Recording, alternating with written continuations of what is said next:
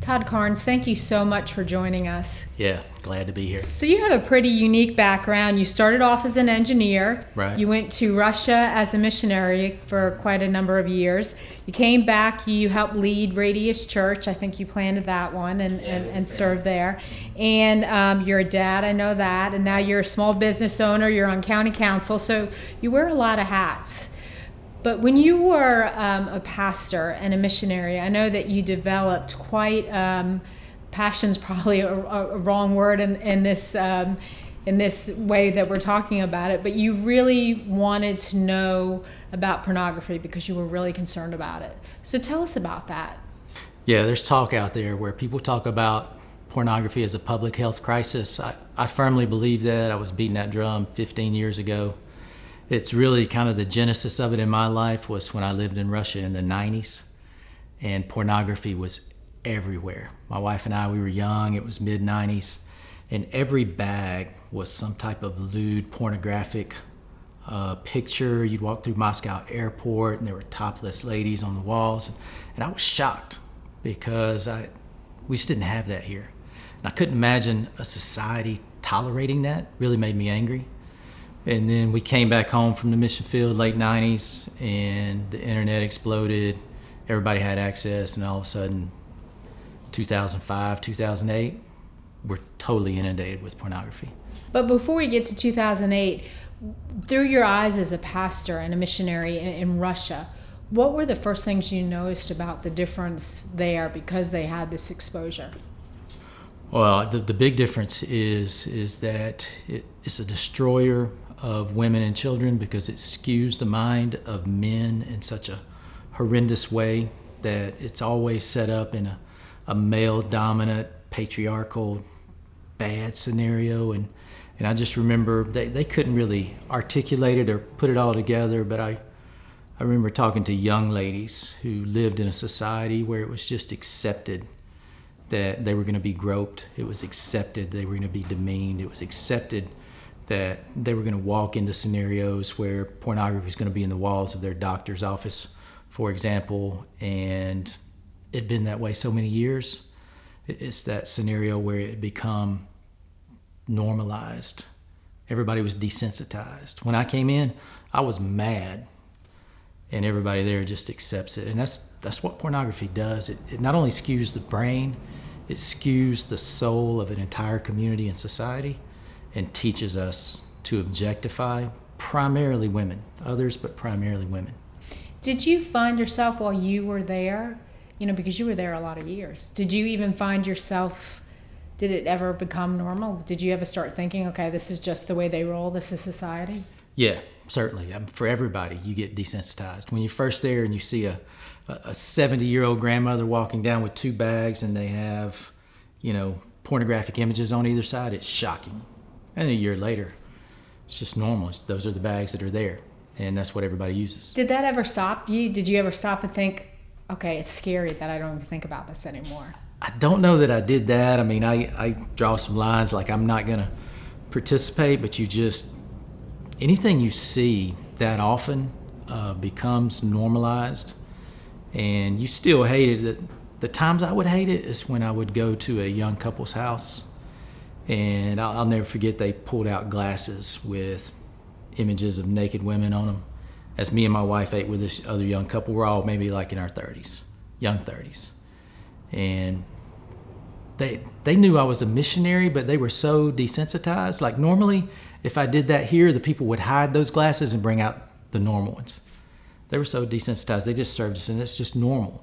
And I'd be mad at the guy, and I would feel so sorry for the lady because even though she may not articulate it, I know it's demeaning to her. And society had done that. So you come back here and you start Radius Church, and did you have that in the back of your head, like, okay, I saw what it did over here. It's got to be, I have to do something different. Yeah, I think as, a buddy and myself, we started Radius, and I don't know that I started off in that direction, but my idea of the church is we have to answer the big questions that society is asking. We can't run away from them. We have to run towards them. And anytime you're doing significant counseling with guys or with girls, pornography is playing such a huge part in everybody's life. You just get inundated with it, and then you get angry with it. But anger doesn't fix the problem. And as it becomes more accepted and more normative, then you got to find new ways to try to fight it, to try to take it on, because you're fighting for this next generation. And you did some pretty radical things at your church to address it. You really wanted to wake up your church about it. I did. I despise it to the core of my being, because when I think pornography, I think of my 16-year-old nanny back in Russia being groped by some distorted, perverted old man and talking to her mother, and her mother telling her, "You're not a young girl anymore. It's just the way things are." And it's not because her mother's evil. It's because society had normalized that. And so it drove me crazy to see that being normalized in our society. So for example, I brought in a lady who was in her 30s who had been in adult films before and was sucked into the pornography industry out of brokenness, out of woundedness, out of insecurity. She had escaped that through some miracles and some God-fearing people. And I had her come in and tell her story, because I wanted everybody in my congregation to know that the ladies and the men, the people you're objectifying through pornography, they're somebody's daughter. They were 14 at one time. This wasn't their career goal, but they were wounded and they were pulled into this. And I interviewed her and I asked her, tell me about life when you were 14. Tell me about some of your goals. What were you dreaming about? Because forevermore, I wanted anybody who watched pornography to be haunted by the fact that that lady's not an object. She's a human being with great dignity who got sucked into a horrendous system that we allow as a society. And of course, that's a segue into the whole human trafficking thing, and that's what this whole series is about. So tell us in through your experiences and your counseling, what the segue that you're seeing between pornography and human trafficking. Yeah, I mean, there's tons of research out there, and going back to the public health crisis, that pornography so skews the brain of young men in particular that if you look at them on CAT scans, you can see that there are physiological changes, because it's driven by this view of sexuality that the only thing that's exciting, the only thing that's even arousing is something new and novel. And there's an infinite amount of new and novel things in the world of the internet. And so it just skews the concept of sexuality and procreation and marriage and family so much that men in particular get this horrific view of what sexuality is like. And then a lot of times to even engage the sexual side of their life, they're so numb from watching pornography that they have to elevate into more and more despicable and perverse things, which go into the purchasing of prostitutes and into violence and into all kinds of different levels of perversion, which then leads into building a market for that, because you have all these men who can no longer even function sexually with a normal woman, because their entire view of sexuality is so distorted by the weird things they've watched. And so then they go to the market, and now there's all this demand, and wherever there's demand for anything, there's evil men who are going to produce that supply. And unfortunately, just like in the adult film industry, in the trafficking side of things, and those two they run hand in hand. And to your point too about your nanny, I think too that girls think it's normal. At least part of it is normal, and that they don't even realize they're being victimized. Right. And I think oftentimes they don't realize that. In my counseling scenarios, a lot of times they don't realize that till they're close to 30 or in their 30s, because a dominant man can just dominate a young, insecure girl. And evil men do it for their own purposes. And it's almost, it's not a fair fight when when a dominant 32-year-old man is manipulating a broken 17-year-old girl, he can almost always win that battle. And they generally do, is where these young ladies wind up, being prostituted out, being in adult films, being trafficked in a variety of ways. And the more society just kind of passively allows that, as opposed to running to the battle to engage it, the more victims we have. How much do you see in your counseling, do you do songs and videos like WAP to, by Cardi B, and just things that 20 years would have been out of the question, absolutely out of the question, are just accepted now? It's amazing that the rush to the bottom in our society goes so fast. It's not like a gradual thing. Again, in 1995, I come from a very broken scenario, and I'm shocked at just seeing pornographic images. And here we are in 2020, and things like WAP are normative. And you have people who sing that song and then interview a presidential candidate.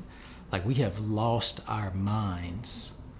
But nobody who has the platform is willing to articulate what's obviously true, is that as a society, whatever's tolerated is passively accepted.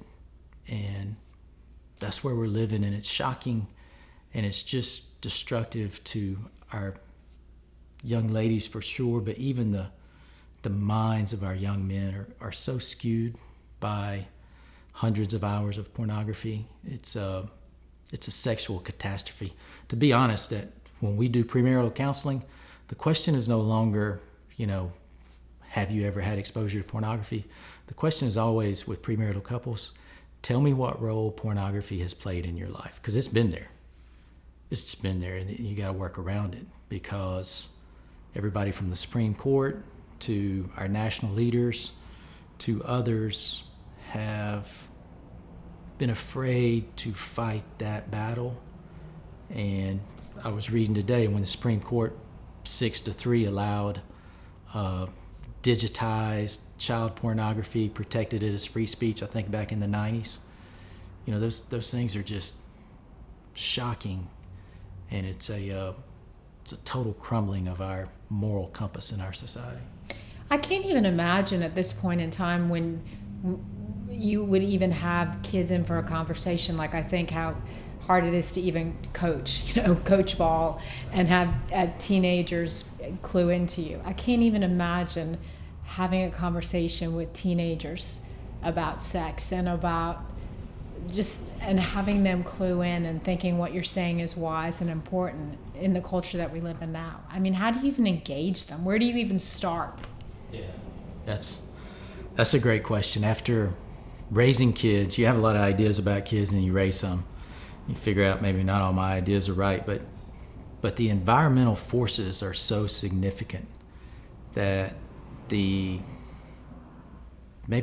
strategies we used to have of protection they're not really feasible, where every child has pornography walking around with them all the time. And so just early engagement and continuing dialogue, because it's such a shameful thing. As soon as you take the first bite of the apple, there's incredible shame, which wants to drive you to hide, especially when you got a 12, 13-year-old brain trying to figure these things out. And so it's incredibly challenging. So I'm a believer there's personal sin and there's societal sins. And when society embraces sins such as this, it chews up our kids. It's not fair to them, because I didn't grow up fighting those battles. Right. So what's the answer? Is there any answer? I think the good men can never let evil go unopposed. You may not win the battle, but somebody's got to go fight it. Somebody has to continually oppose that which is evil and destructive.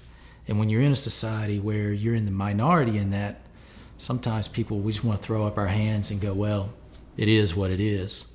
We just can't do that, because the evil in a society just compounds if good men and good women do not consistently get up and articulate why this is evil and how destructive it is.